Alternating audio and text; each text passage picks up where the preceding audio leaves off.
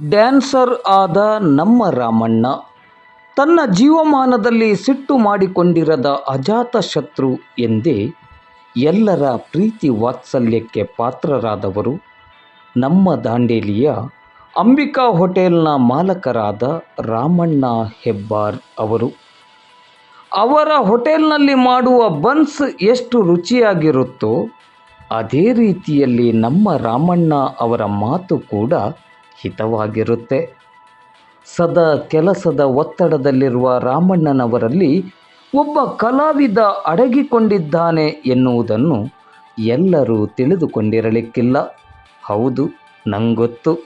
ಇತ್ತೀಚಿನ ಕೆಲ ವರ್ಷಗಳ ಹಿಂದೆ ವಿಷ್ಣುಮೂರ್ತಿರಾವ್ ಅವರ ಪ್ರೀತಿಗೆ ಯಕ್ಷಗಾನದಲ್ಲಿ ಅಭಿನಯಿಸಬೇಕಾದ ಅವಕಾಶವೊಂದು ಬಂದೊದಗಿದಾಗ ಇದೇ ರಾಮಣ್ಣ ಹೆಬ್ಬಾರ್ ಅವರಲ್ಲಿ ಯಕ್ಷಗಾನದ ಕಲೆ ಕರಗತವಾಗಿರುವುದು ನನಗೆ ತಿಳಿದು ಹೋಯಿತು.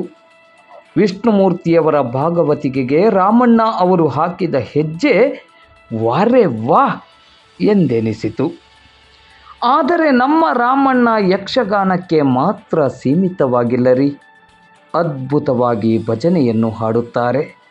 ಕುಣಿತ ಭಜನೆಯಂತೂ ಸೂಪರೋ ಸೂಪರ್. ಅದಿರಲಿ, ಮೊನ್ನೆ ನಡೆದ ಗಣಪತಿ ವಿಸರ್ಜನೆಯ ಭವ್ಯ ಮೆರವಣಿಗೆಯಲ್ಲಿ DJ ಸೌಂಡಿಗೆ ರಾಮಣ್ಣ ಹೆಬ್ಬಾರ್ ಅವರು ಕುಣಿದದ್ದೇ ಕುಣಿದದ್ದು. ನನಗಂತೂ ರಾಮಣ್ಣ ಅವರ ಮೇಲೆ ಅತಿಯಾದ ಪ್ರೀತಿ ಕಣ್ರಿ. ಹಾಗಾಗಿ ಅವರಿಗೆ ಗೊತ್ತಿಲ್ಲದೆ ಚನ್ನಬಸಪ್ಪ ಮುರುಗೋಡ್ ಅವರಿಂದ ವಿಡಿಯೋವನ್ನು ರಿಕ್ವೆಸ್ಟ್ ಮಾಡಿ ತಗೊಂಡು ಅದಕ್ಕೊಂದು ಸುದ್ದಿಯ ರೂಪವನ್ನು ನೀಡಿದ್ದೇನೆ.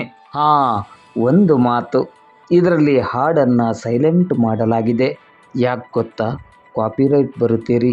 ಏನೇ ಇರಲಿ, ಎಲ್ಲರಿಗೂ ಸಲ್ಲುವ ರಾಮಣ್ಣ ಅವರು ನಿಜಕ್ಕೂ ನನಗೆ ಮಾತ್ರವಲ್ಲ, ದಾಂಡೇಲಿಯ ಬಹುತೇಕರಿಗೆ ಅಣ್ಣನ ಪ್ರೀತಿಯನ್ನು ನೀಡುತ್ತಿದ್ದಾರೆ.